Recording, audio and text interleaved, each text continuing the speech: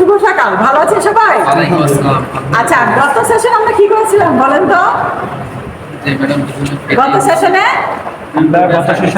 একটা সার্কিট তৈরি করা হয়েছে, ওই সার্কিট নিয়ে রিপিট করা হয়েছে এবং সার্কিটের বিভিন্ন অংশ নিয়ে নতুন করে আবার আলোচনা করা হয়েছে। এখন আপনাদের এটা একটা ফিডব্যাক সেশন চলছে। এটার উদ্দেশ্য কি, করার উদ্দেশ্যটা কি? একজন বলেন তো উদ্দেশ্যটা কি? উদ্দেশ্য হলো একটা বিষয় আমরা যাতে বারবার আয়ত্ত করতে পারি, আমরা যাতে কোনো জায়গায় যাতে আমাদের গ্যাপ না থাকে, ক্লায়েন্টকে বুঝাইতে পারি এবং কথা বলার দক্ষতা আপনি যদি বিষয়গুলি না বুঝেন, না বলতে পারেন তাহলে আপনি ক্লায়েন্টকে বুঝাইতে পারবেন না এবং ক্লায়েন্টকে কথা না বলে কাজও নিতে পারবেন না, তাই না?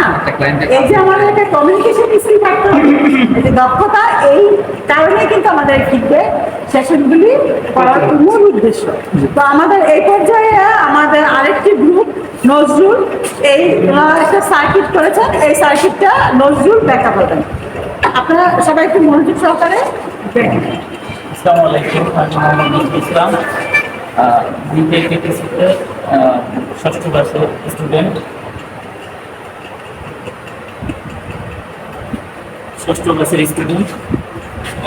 গত দিনগুলোতে আমরা সেলফি, কাটিং, মেজারমেন্ট এগুলো টোটালি আমরা কমপ্লিট করে আসছি গত ক্লাসগুলোতে। এখন আমরা একটা সার্কিট তৈরি করেছি।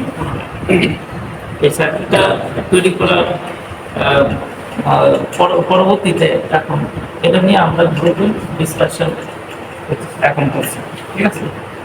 ইনশাল্লাহ আমরা তাহলে কিভাবে এটাকে সার্কিটটাকে তৈরি করলাম সেটা আপনাদেরকে দেখাতে হবে।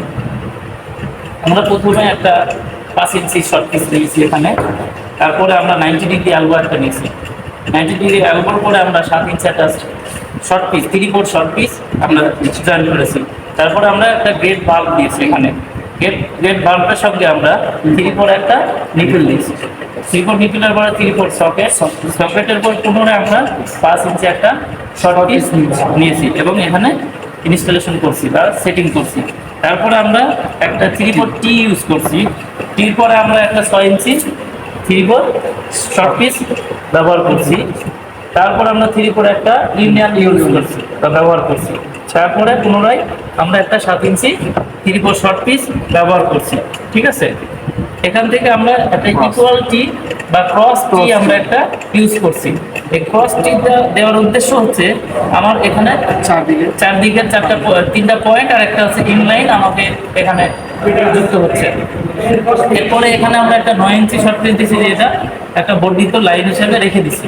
এখান থেকে আমরা ইচ্ছা করলে বিল্ডিং এর বা লাইনটাকে আমরা বর্ধিত করতে পারি বা এক্সটেনশন করতে পারি। আর এদিকে একটা আমরা বন্ড লাগিয়ে রাখছি, পুনরায় এটাকে রিইউজ করতে পারবো বা ব্যবহার করতে পারবো।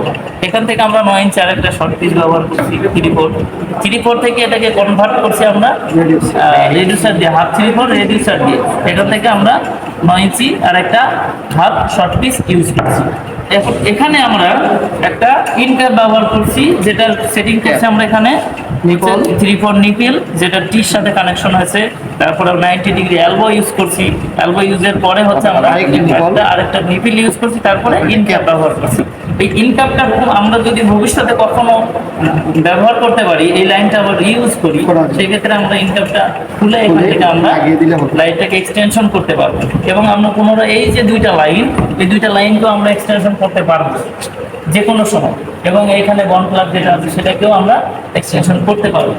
এখন আমরা এখানে এই দুইটা ক্যাপ, আমরা এই দুইটা যে ইনলাইন এখানে, এগুলো আমরা ইনক্যাপ দিয়ে আটকিয়ে আমরা এই লাইনটাকে প্রেশার দিয়ে চেক করছি, ঠিক আছে?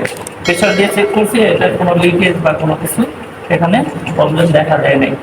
সেক্ষেত্রে আমাদের কাজটা আলহামদুলিল্লাহ সুন্দরভাবে শেষ করছি, ঠিক আছে? আচ্ছা, ধন্যবাদ নজরুল। একটা জটিল সার্কিট করেছেন, এখানে অনেকগুলি ফিটিংসের ব্যবহার হয়েছে এবং আপনারা এখানে অনেকগুলি ফিটিংস সম্বন্ধে জানতে পেরেছেন।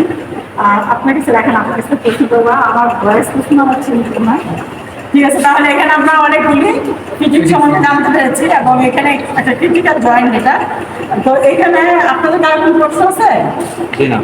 আচ্ছা, আমি নজরুলকে একটু প্রশ্ন করি যে এখানে যে এলবো আছে, এলবো থেকে যখন একটা গেট করবে সেন্টার টু সেন্টার আমরা করবো, তখন আমরা এলবোর জন্য কতটুকু অ্যালাউন্স দিব আর এই গেট ভ্যালভের জন্য কতটুকু নিয়েছি এখানে যেমন আমার শর্ট পিসটা আছে 6.5 ইঞ্চি, ঠিক আছে? সেক্ষেত্রে আমরা এদিকে 1/2 ইঞ্চি একটা অ্যালাউন্স নিতে পারি বা এদিকে 1/2 ইঞ্চি নিতে পারি। এক্ষেত্রে আমার তখন এই সেন্টার টু সেন্টার হয়ে যাচ্ছে 8 ইঞ্চি, ঠিক আছে? আমার 7 ইঞ্চি থেকে 1/2 ইঞ্চি করে বেড়ে যাচ্ছে, 1/2 1/2 ইঞ্চি এবং আমার 1/2 ইঞ্চি বেড়ে যাচ্ছে।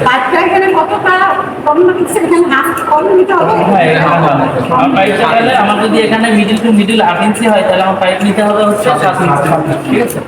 আচ্ছা, সমস্ত সাইকেলে কিন্তু আমরা এই জিনিসটাকে খুব গুরুত্ব দিচ্ছি। আচ্ছা, এখানে কিছু কনফিডেন্সি প্রশ্ন হয়, যেমন আগের সার্কিটে আমরা এই ফিটিংস টু ফিটিংসের দিয়ে ক্লিয়ার করেছি, তাই না?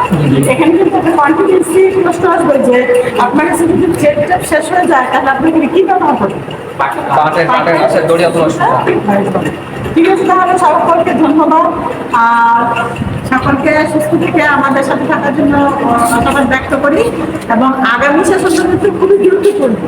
আমরা কিন্তু এখন বিভিন্ন ক্রিটিক্যাল সার্কিটগুলি করেছি, পরবর্তী সেশনে কিন্তু আমরা যে water supply, deep cock, pillar cock, তারপরে যে শাওয়ার, তারপর গিজার এবং আন্ডারগ্রাউন্ড ওয়াটার রিজার্ভার থেকে একদম ওভারহেড ট্যাঙ্কটা কীভাবে কানেকশন হয়, পরবর্তী পর্যায়ে ধারাবাহিকভাবে আমরা এই কাজগুলো করব। তাহলে এই কাজগুলিতে আমাদের ব্যক্তি জীবনে খুব বেশি কাজ না, তাহলে কি আর পানির ওপর না?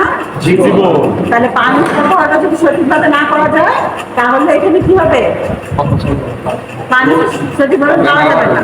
আরেকটা হচ্ছে জয়েন্ট করার বিষয়টা কিন্তু খুব গুরুত্বপূর্ণ। এখানে কোনোভাবেই লিফটকে কনসিডার করা যাবে না, কারণ লিফট যদি থাকে, আপনাকে একবার বাড়িতে কাজ হয়ে গেলে যদি ওখানে লিফট থাকে, লিফটের ফলে কি হয়?